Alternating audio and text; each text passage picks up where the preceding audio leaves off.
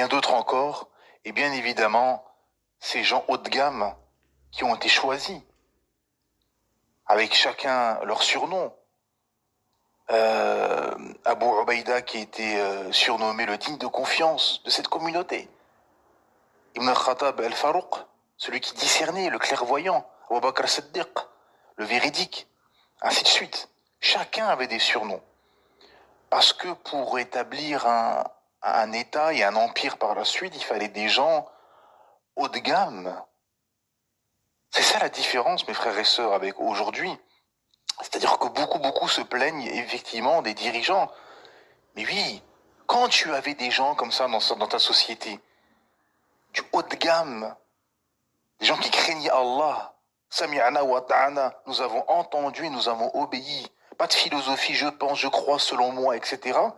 Des gens qui passent leur journée dans les magasins et sur les terrasses de café et qui remettent en question des paroles de savants qui sont, ça fait 30 ans ou 40 ans dans leur bibliothèque en train d'étudier le Coran et la Sunna. Vous voyez l'époque folle dans laquelle nous sommes. Donc, effectivement, quand tu as des gens haut de gamme comme ça, bah, naturellement et logiquement, tu as un dirigeant haut de gamme.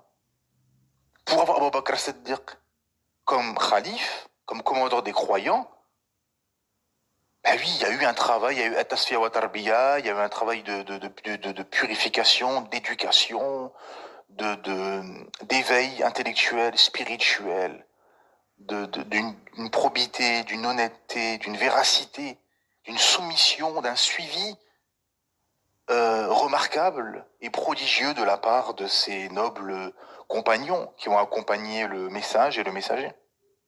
Effectivement, pour accompagner le messager d'Allah sallallahu alayhi wa sallam dans cette noble et difficile tâche qu'est la prédication dans un terrain hostile, dans une société où tout le monde est contre toi, où le système établit des leviers politiques, médiatiques, militaires pour t'intimider, pour te combattre, pour te faire fermer la bouche et pour t'éliminer.